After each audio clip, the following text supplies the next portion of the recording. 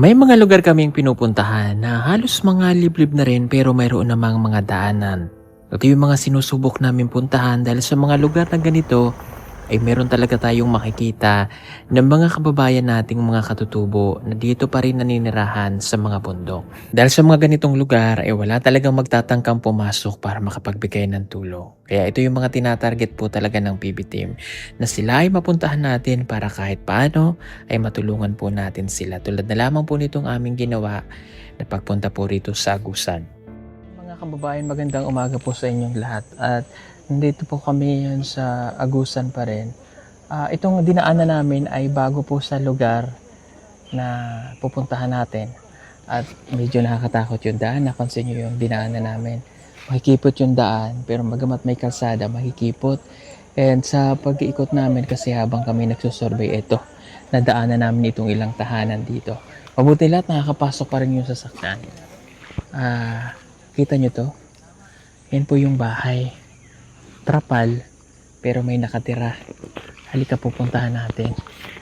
Ito pong lugar na ito ay parte pa rin ng Kasapa. Tingnan nyo yung ano, oh. Tingnan nyo yung ginawa nilang hagdanan. Dati sa punlan malaking kahoy. Hello, Day. Pwede akong pupunta dyan? Sige. Akyat tayo. Tanggalin ko lang yung aking sapatos. Grabe yung hagdan nila, oh. Ito yung isa sa mga na-miss ko na ano. Oh. Hello. Akyat ako, ha? Okay lang? Yeah.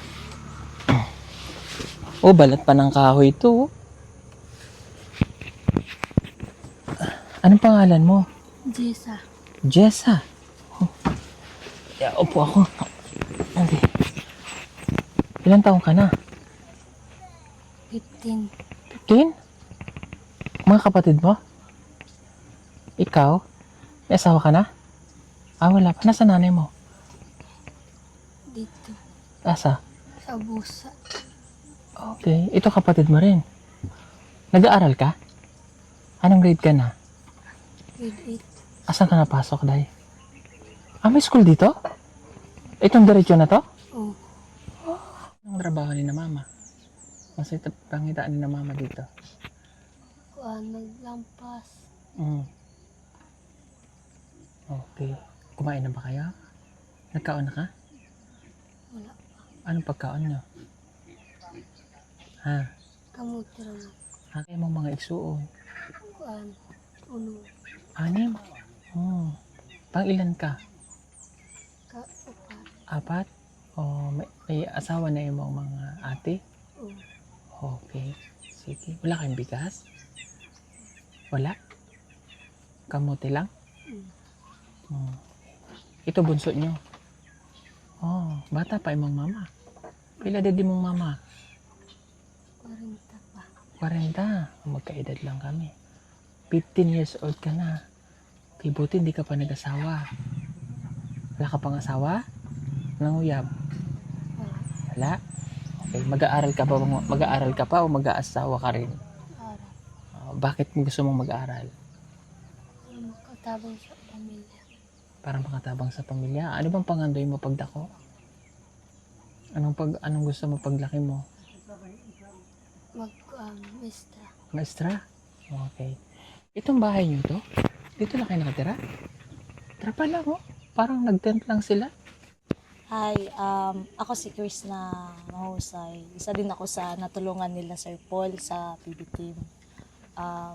Anong pangalan mo? Jessa. So, kamusta ang buhay dito, Jessa? Okay. Okay ba? Nag-aaral ka? Pag nag-aaral ka, may baon ka. Bakit wala? Wala may kwarta na mama. Nasaan yung mama mo? Ito nangitag ko bukas. Sa mga kapatid mo to. Ano ba kalayo yung paaralan niyo dito? Mga ilang oras pag nilalakad niyo? 3 ka oras. 3 oras. So, dapat maaga kayo gumising, no? Mga alas 3. Alas 3 ng madaling araw. So, anong oras kayo makarating doon? Alas Size. Sa alas 6. Pag uwi nyo din, magabihan na kayo. Sobrang nakakalungkot pa kasi, yung iba sobrang swerte nila kasi pag nag-aaral malapit lang yung paaralan. So kusyonada ka talagang makapagtapos ka ng pag-aaral. Gusto mo talaga makapagtapos? Ano ba ang pangarap mo sa buhay? Maging teacher. Maging teacher. So ngayon may pagkain ba kayo? Wala. Wala. So hindi pa kayo nag-agahan? Wala. Wala pa. Pati din dong kapatid mo, wala pa din kain. Wala. Kawawa naman. Yung maliliit niyang kapatid, wala pa din kain. So, tingnan natin yung nila kung may pagkain ba or wala. Pero kasi sabi niya, wala daw.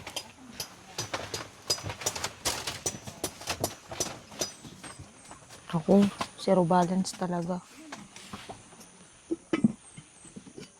Ay, may ulam. Alam niyo ba, piyo. Masarap to. Ganito din yung inuulam namin dati pag nasa bukid kami. Nanguha lang kami sa ilog. Kasi nasa ilog lang yan. Wala talagang kanin. Oh. Yung lang. Yung nakuha nila sa ilog siguro. Yung piyo ba? Piyo yung tawag namin sa Bisaya noon. Pero masarap yun. Pero wala nga lang masyadong laman kasi puro siya. Wala. Wala talaga. Kawawa sila. Kasi wala. Ito, pero may saging. Itong saging, niluluto nyo lang to para ito yung kainin nyo, ganun. So, saging lang daw yung kakainin nila. Wala talaga kayong bigas. Kawawa yung kapatid niya na maliliit. Wala pang kain. Then, dito lang kayo natutulog, no? Dito lang sila natutulog. Siguro sobrang lamig dito kasi ba yung nila, gaan nila. Walang mayos na dingding, ganun. So, sobrang hirap talaga dito, no? Wala ba kayong, kumbaga, mga tanim or dito sa, malapit lang dito sa inyo? Layo mo na mong kuhan, uma. Ito pala, ito yung ano ba to? Dinya ba to? Lupa? Lupa man ang kuhan yuta man ang dito lang usak kuhan. Tabok pa may sapa. Pero may mga tanim kayo na like kamote, mais, ganun. Oh. Meron. Pag wala yung mga magulang mo dito, pag wala kayong pagkain, anong ginagawa mo para sa mga kapatid mo? Mangitag kuhan. Maka ng mga kamuti.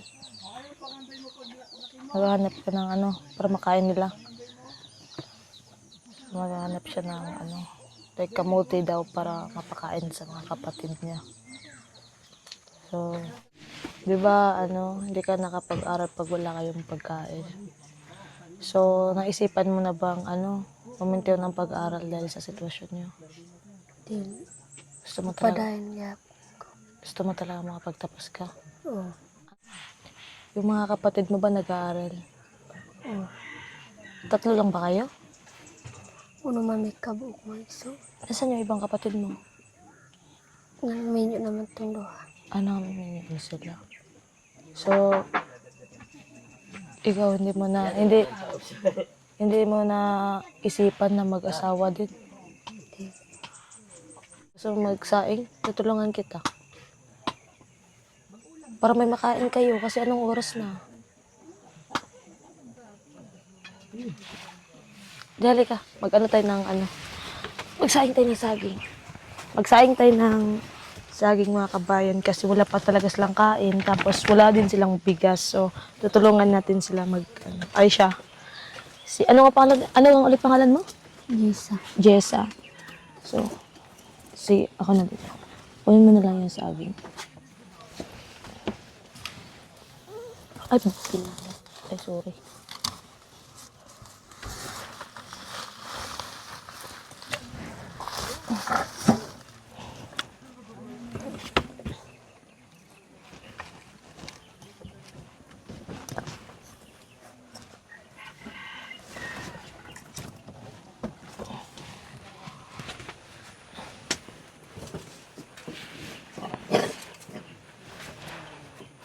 Kuha tayo ng panggatong. Dito ka magsasaing o yung sa malaking kaldero niyo? Katulong dako. Sige. Na-remember ko yung yung nasa pa ako. Yung nasa ulingan nag-i-stay ba kasi ganito talaga. Yung sitwasyon na pag walang bigas, naghahanap kami ng ng saging or kamote or minsan nanghihingi kami ng okay lang ba magkwento ako? Nanghihingi kami ng mga saging or kamote sa kabila para may makain kami kasi dati may maliliit pa akong kapatid. So ako talaga yung naghahingi ng para yun, may pakain ako sa lalo na pag ako yung maiwan sa bahay, sulang bigas. Hindi talaga ako mahihiya manghingi para may pakain lang ako sa mga kapatid ko.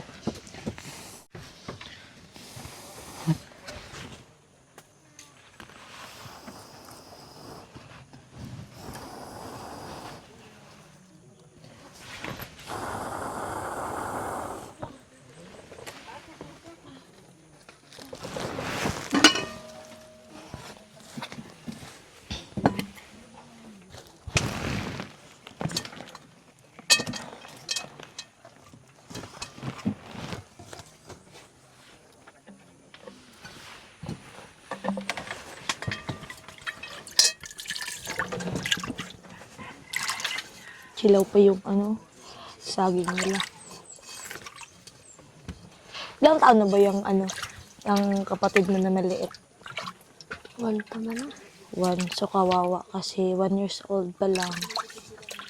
Mapipilitan kumain ng mga ganitong klaseng pagkain kasi wala, no choice sila eh. Walang pagkain, walang bigas. So mapipilitan sila kumain ng mga ganito. So kawawa.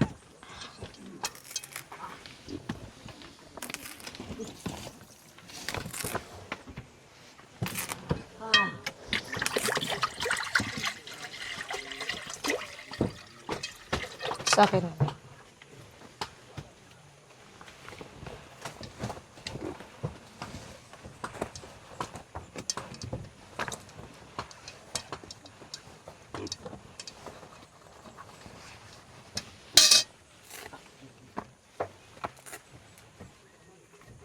Tama na to.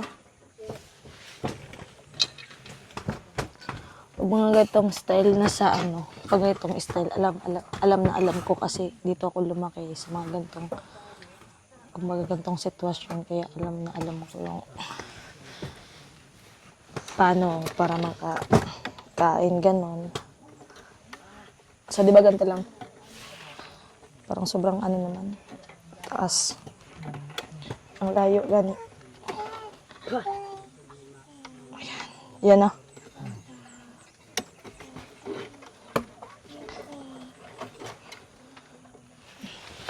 Sobrang dami.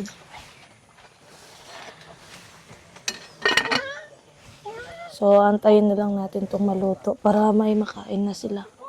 Si kawawa yung kapatid niya na maliit, wala pang kain. Anong oras na? Bilang dadagyan natin para dali lang maano.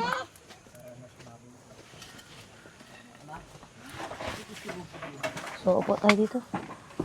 Antayin lang muna natin yan.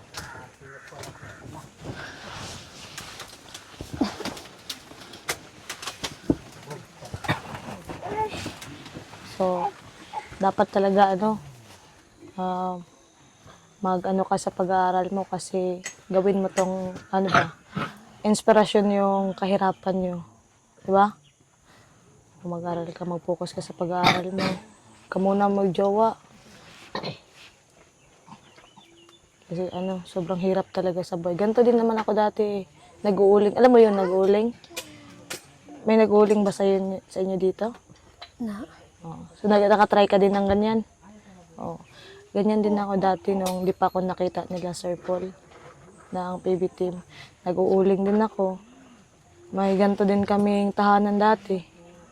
Buti pa nga to, medyo malaki. Yung sa amin talaga, ano lang, nasa lupa lang kami. May ano lang, sako lang yung ano namin pag nasa bukid talaga kami. Tapos yung kinakain namin, ganyan din, saging. Pag walang bigas, saging, kamote, kamuting kahoy. So, dapat magsikap ka. Tapos di ba pangarap mo talaga makapagtapos ka ng pag-aaral?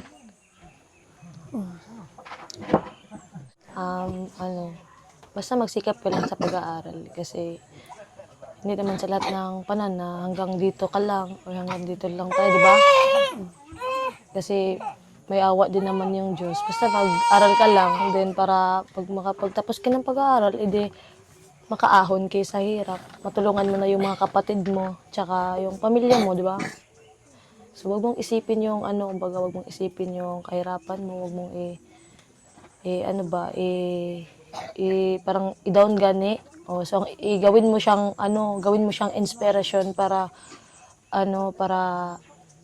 makamit mo yung mga pangarap mo. Isipin mo na kaya ko to kasi para sa pamilya ko, parang ganon. Yan ang isipin mo. Dapat wag kang mag-isip na na hindi mo kaya kasi mahirap lang.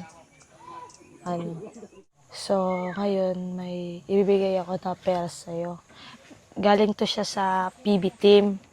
Para din sa para makabili kayo ng bigas kasi kawawa yung maliliit na kapatid niya, wala pang kain. Tapos kakain lang ng saging, one pa yung edad ba, so kawawa. May itong tulong kasi para makabili ka ng bigas para pag uwi ng mga magulang mo galing naghornal, edi may makain na sila, di ba?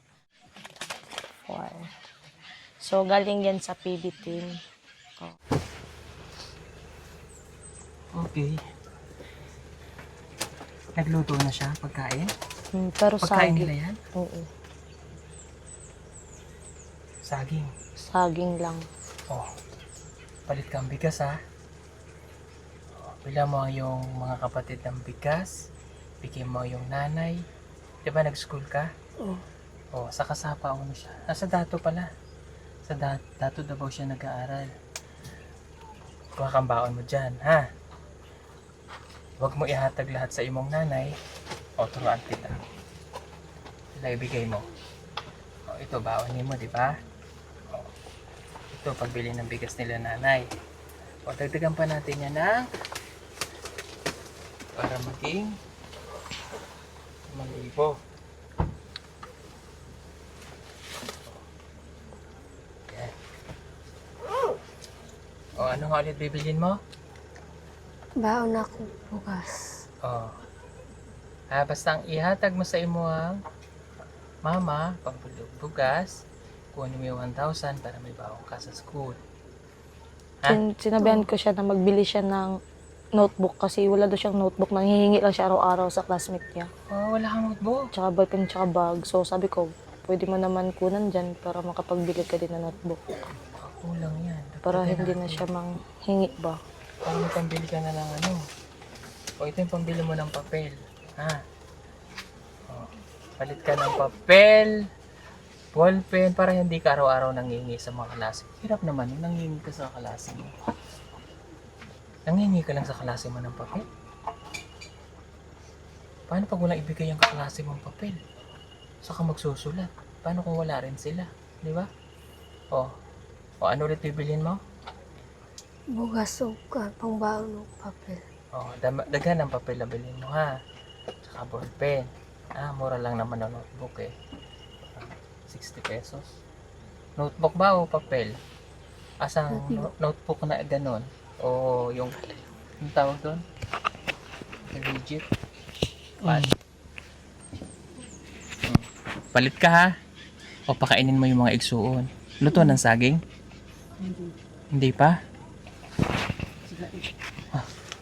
Tika.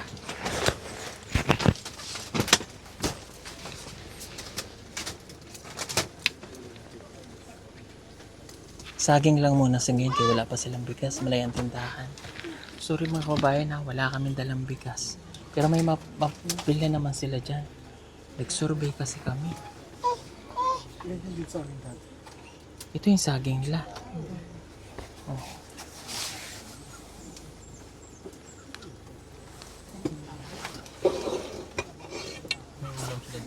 Anong ulam nila? Sa maliit. Ah, sa ilog man eh. No? Sa ilog doon nakukuha. Oo. Ah, alimasag sa ilog. Ay daw? Kayapaan? Hindi siya kayapaan. Yung parang sa atin din. Awang. Awang sa kanila. Kayantas. Kayantas. Sa Kalinumad, Kagang. Tagang. Istoryahan.